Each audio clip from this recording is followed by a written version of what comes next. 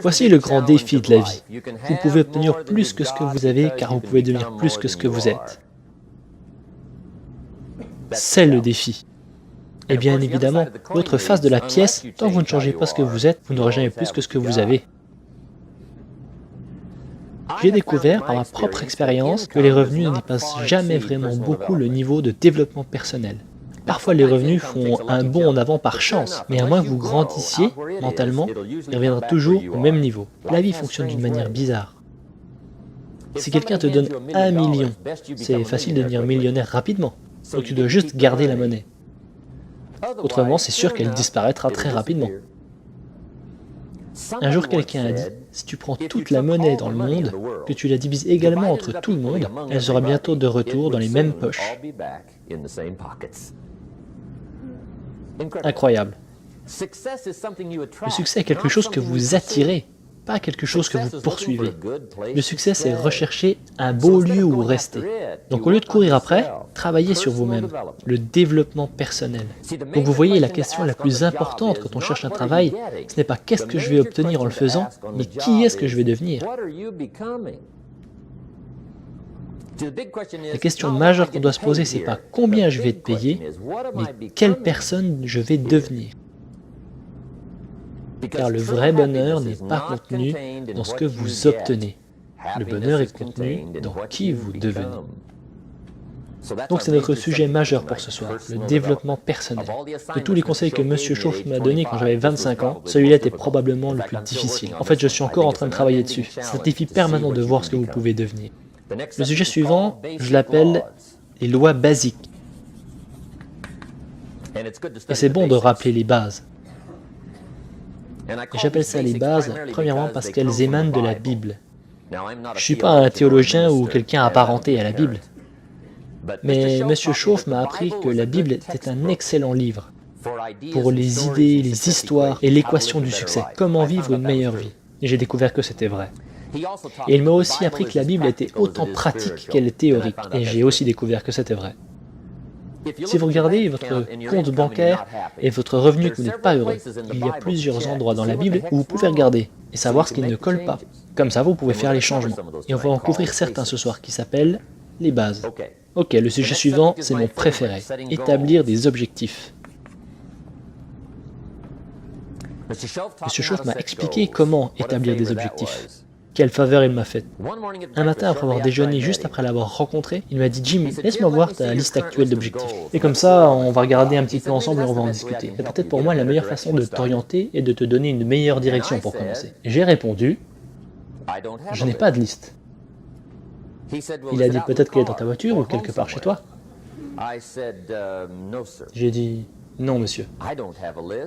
Je n'ai pas de liste nulle part. » Il m'a dit, eh bien jeune homme, c'est là où on doit commencer. Il m'a dit, si tu n'as pas de liste d'objectifs, je veux parier, sans avoir peur de me tromper, à peu près quel peut être le montant de ton compte en banque. Et ça doit être d'une centaine de dollars, ce qui était tout à fait exact. Et c'est ce qui a capté mon attention. J'ai dit, vous voulez dire que mon compte en banque changerait si j'avais une liste d'objectifs? Il a répondu, drastiquement. Ce jour-là, je suis devenu un étudiant très pointilleux sur la façon d'établir mes objectifs. Et très rapidement, établir des objectifs a changé ma vie. Je me suis souvent demandé pourquoi personne ne m'en avait jamais parlé. J'ai été au lycée, et s'ils offrent cette opportunité, je l'ai ratée. J'ai été à l'université pour certaines années, et je n'en ai jamais entendu parler. J'ai travaillé avec ardeur. Et l'ardeur n'apprend rien de tout cela. Voilà où je me retrouve. J'ai 25 ans, je suis marié, j'ai une famille, je suis allé à l'université, je travaille et je sais toujours pas comment établir des objectifs. Mais heureusement, quand j'ai eu 25 ans, j'ai rencontré l'homme qui m'expliquait comment. Et ça a révolutionné toute ma vie. Économiquement, socialement, personnellement. C'est incroyable. Donc ce soir, je vais partager avec vous ce que M. Chauffe a partagé avec moi. Comment établir des buts. Ok. Le sujet suivant est la partie négative du séminaire. Il y a des parties de la vie qui sont négatives, donc on doit en parler aussi. Et ce sujet s'appelle la maladie des attitudes. La maladie des attitudes. Il y a beaucoup de chances que vous fassiez bien, mais nous vivons dans un monde extrêmement dangereux. Donc vous ne devez pas seulement être sage, vous devez aussi être attentif. Maintenant, la maladie des attitudes est aussi grave que les maladies physiques. Vous voyez, haute pression sanguine, problème de cœur. Je veux dire, il y a plein de choses qui sont là pour pouvoir ruiner votre vie. Et donc, vous devez être attentif. Et la maladie des habitudes, elle est mortelle. Vous devez comprendre qu'elle détruise tout ce que vous commencez. Ok, donc voyons voir cette maladie des attitudes. Comment les découvrir, à quoi est-ce qu'elles ressemblent, où est-ce qu'elles sont, et le remède. Et je suis un professionnel là-dessus parce que je les ai toutes eues. Donc je peux vous donner d'excellents conseils. Maintenant, le dernier sujet dont on va traiter ce soir est appelé le jour où votre vie change. Le jour où votre vie change. Et sous ce sujet se cachent les émotions qui peuvent changer votre vie. Les créatures humaines sont émotionnelles. Et les émotions sont puissantes pour changer de vie. Maintenant, c'est sûr que les émotions sont tellement puissantes qu'elles peuvent avoir le dessus sur vous. Les émotions peuvent construire ou détruire. Donc vous devez vraiment employer vos émotions proprement, délicatement. Nous appelons civilisation la gestion intelligente des émotions humaines. Si vous pouvez intellectuellement appliquer vos émotions dans la bonne direction, personne ne peut dire ce qui va se passer. Vous pourriez transformer votre vie en une seule journée. Ce serait suffisant.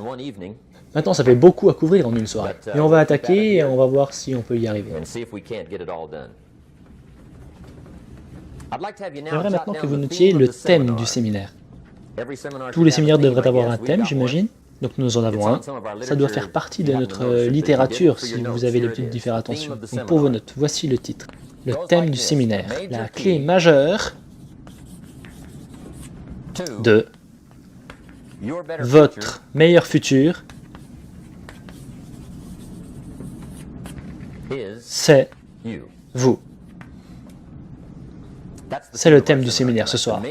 La clé majeure de votre meilleur futur, c'est vous. Soulignez simplement le mot majeur et le mot vous. Donc ça se lit comme ça. La clé majeure pour votre meilleur futur, c'est vous. Maintenant, ma première suggestion, c'est transférer ça sur quelque chose que vous pourrez voir tous les jours où que vous soyez. De préférence à un endroit où vous pouvez le voir au début de la journée, avant que vous commenciez à faire tout ce que vous faites quotidiennement. C'est une excellente phrase, juste pour garder en tête toutes ces choses avant que vous démarriez votre journée. C'est ce qu'on appelle le séminaire silencieux. Si vous laissez simplement cette idée germer dans votre esprit, j'ai remarqué que c'était incroyablement aidant. La clé majeure de votre meilleur futur, c'est vous. Maintenant, je vous partage une grosse partie de ma vie, je n'avais pas compris ça à l'époque. Il y a plein de choses que je n'avais pas comprises. Beaucoup de choses ressemblent à des puzzles que nous comprenons assez tard dans la vie. J'avais l'habitude de me demander comment deux personnes pouvaient travailler pour la même entreprise et la seconde gagner 2 fois plus d'argent que la première. Vous voyez, ça c'est un puzzle pour moi, et peut-être qu'ils avaient le même âge, qu'ils avaient le même diplôme, qu'ils vivaient dans la même communauté, qu'ils travaillaient donc au même endroit, qu'ils vendaient les mêmes produits et les mêmes services, ils avaient le même nombre de clients, les mêmes problèmes. Il y en a un qui gagne 1000 € et l'autre gagne 2000 €. Pour raison, la même liste qui est aussi grande, et pour l'autre, la monnaie est 2 fois plus importante. Je me suis demandé quelle est la différence entre 1000 € par mois et 2000 € par mois. Et je ne veux pas dire 1000 € par mois, vous voyez. Ça, je vais pu m'en rendre compte tout seul. Mais qu'est-ce qui fait la différence? Qu'est-ce qui fait qu'une personne peut gagner 2 fois plus, 3 fois plus, parlant économiquement? Maintenant, je sais qu'il y a plusieurs façons de faire les choses bien. Mais dans ce petit champ d'application qu'on appelle la compensation, quelle est la différence? Donc maintenant, avec un peu de recul et avec ma petite raison, j'essaie de comprendre ça. Donc je me suis dit peut-être que c'est le temps qui diffère. Je me dis s'il y a des personnes qui peuvent faire mieux que d'autres, c'est forcément qu'elles ont plus de temps. J'étais habitué à dire Harold gagne plus d'argent parce qu'il a plus de temps. Si j'avais autant de temps que lui, je pourrais faire aussi bien. Et ça, c'est vraiment être stupide, n'est-ce pas? Numéro 1, vous ne pouvez pas avoir le temps de quelqu'un d'autre. Vous savez, une fois quelqu'un m'a dit, si j'avais plus de temps, je pourrais faire plus d'argent. Et je lui ai dit, oublie ça, il n'y a pas de raison que tu puisses avoir plus de temps que les autres. Quand l'horloge sonne minuit, c'est minuit pour tout le monde, tu vois. Tu peux regarder le gong en attendant qu'il y ait du temps supplémentaire qui s'ajoute, mais c'est terminé. Et là, vous voyez un homme qui regarde le pendule et qui dit, j'attends, je regarde si je peux avoir du temps supplémentaire. Vous voyez, on viendra vous chercher pour un asile. Donc la raison n'était pas le temps. Donc maintenant, si vous ne pouvez pas avoir davantage de temps, ce que vous ne pouvez pas faire, qu'est-ce que vous pouvez faire de plus qui ferait une différence dans vos résultats économiques? Et voici le mot-clé, faites-en une partie importante de vos notes. On va vraiment le considérer ce soir. Ce mot est « valeur ». Et j'ai une petite phrase pour vos notes. La valeur fait la différence dans les résultats. La valeur fait la différence. Vous ne pouvez pas avoir plus de temps, mais vous pouvez créer plus de valeur.